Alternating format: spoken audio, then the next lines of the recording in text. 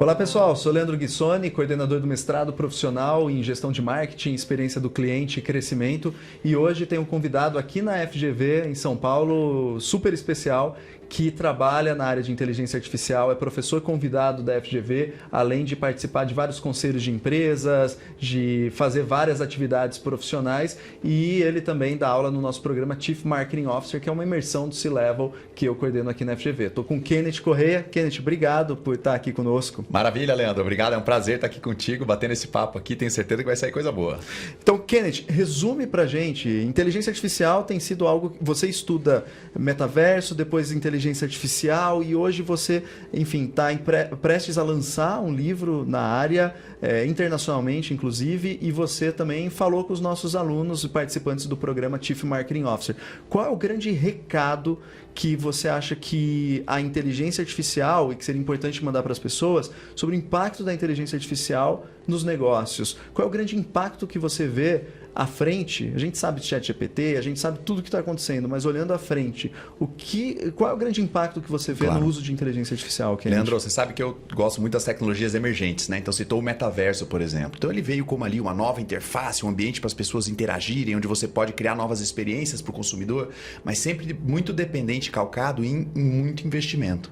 Quando a gente fala na inteligência artificial generativa, né, especificamente a revolução que está acontecendo agora, a gente está falando de algo que entra para cuidar do bottom line. Então eu estou falando de algo que traz primeiro impacto, produtividade. Estamos falando de uma ferramenta que sem precedentes trouxe um tipo de ganho, em especial para as atividades ligadas a palavras, imagens e números, então o acrônimo PIM, para a gente lembrar, publicado em Harvard, falando sobre como você pode produzir novos conteúdos, como você pode acelerar o processo de pesquisa, curadoria, filtragem, produção, edição, tradução. Então, onde você tiver palavras, imagens e números, você tem ganho imediato em produtividade. E um outro ganho que você muito bem ressaltou na aula é o ganho nos novos modelos de negócio. Porque atividades que antes dependiam exclusivamente de seres humanos para serem feitas, e agora você tem uma ferramenta que pode automatizar ou parcialmente ou integralmente um determinado processo. Não estou falando só de automatizar cliques em botão, como a gente fazia já com o RPA, automatização robótica de processo,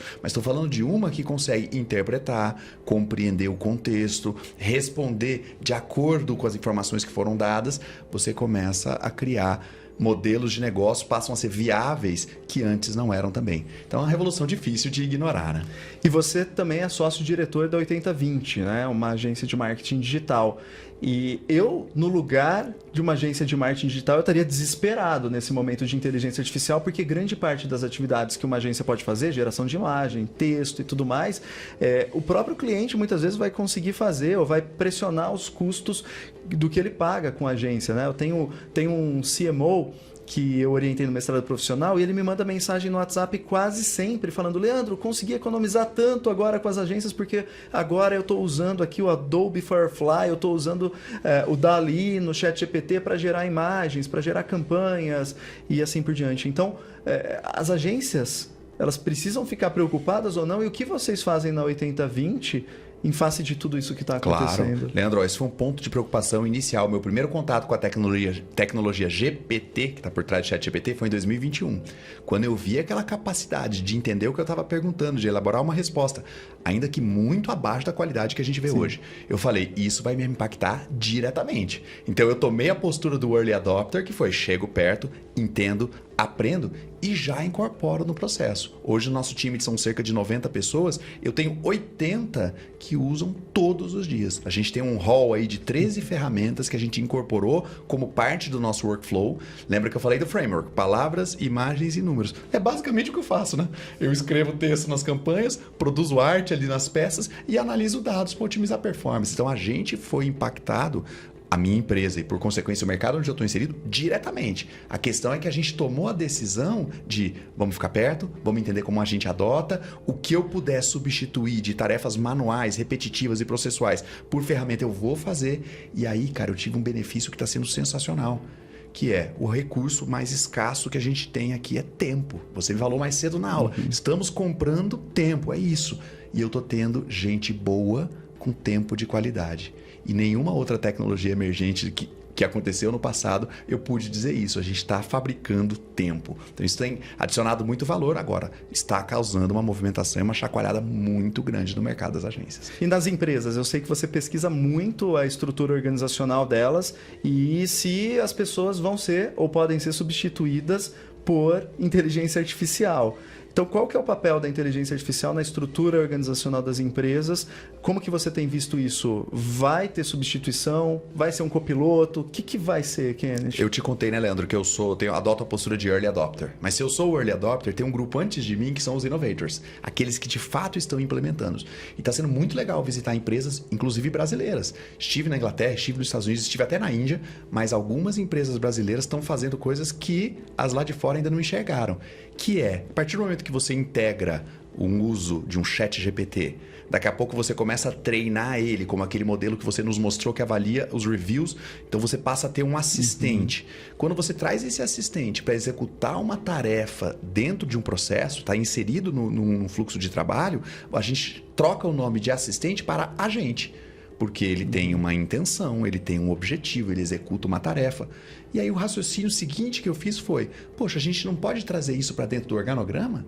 Será que na hora que eu for estruturar os meus processos e alocar as minhas tarefas, do mesmo jeito que eu coloco talentos e aloco pessoas, eu também não posso alocar agentes?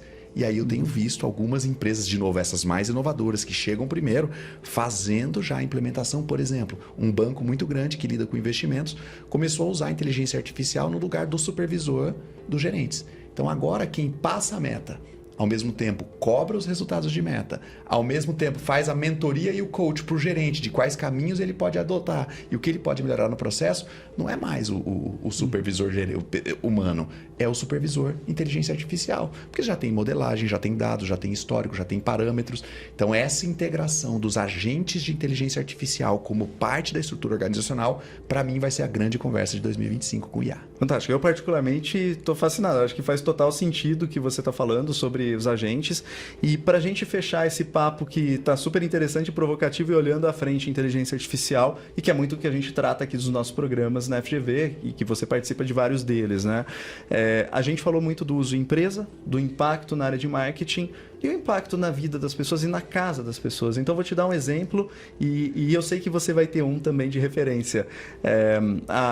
Eu tenho buscado aprender e, ao aprender, eu fico me questionando. Eu tenho uma filha de 7 anos e um filho de 2 anos.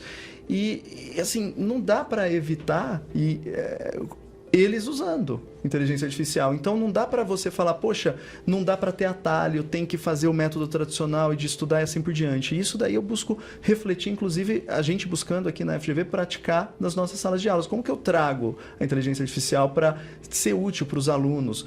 E aí, no meu caso, aproveitando em casa, a minha filha queria fazer uma peça de teatro, eu não sei nada de peça de teatro, aí eu falei para ela, Laura, grava um áudio do que você quer. Ela gravou o áudio, eu abri com ela o ChatGPT em frente, eu subi o áudio dela no ChatGPT, e hoje a gente tem multimodal, né? Você sobe numa entrada e sai numa outra saída de texto ou o que for.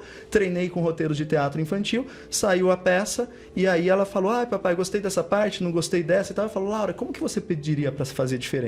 Como que você pediria para fazer a imagem? E ela foi me falando, eu fui dando prompt, não gostei dessa imagem, pai. Então, muda, como que você pediria de novo? Então, eu fui treinando para ela pensar na lógica de prompt e ela olhar um recurso que dá para fazer, mas que para ficar bom precisa da intervenção dela para que chegue no resultado final. Então, criar uma música, fizer um monte de coisa, tudo via inteligência artificial.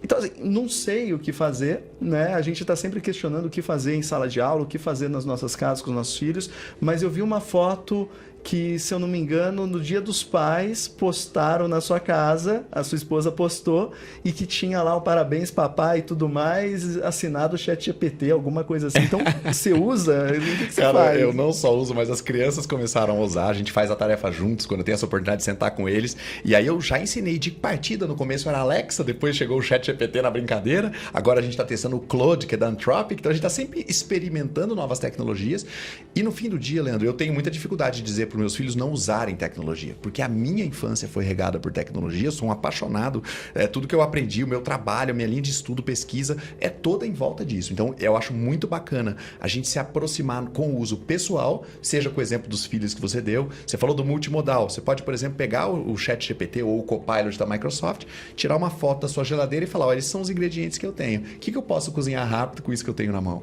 Olha só. E quando você tem os líderes dentro das empresas começando a testar essas ferramentas, ainda que para o uso pessoal, é a hora que vem os estalos de será que eu não poderia aplicar isso para a empresa? Não posso fazer uma POC, né? Uma prova de conceito aqui dentro, para eu experimentar a tecnologia? Eu acho que esse approach vai ser muito mais produtivo do que o approach de eu não sei direito o que é isso, melhor eu ficar de longe. Eu acho que esse é o convencimento que a gente tenta fazer para que as empresas adotem as tecnologias e nada melhor do que experimentar ali no uso pessoal.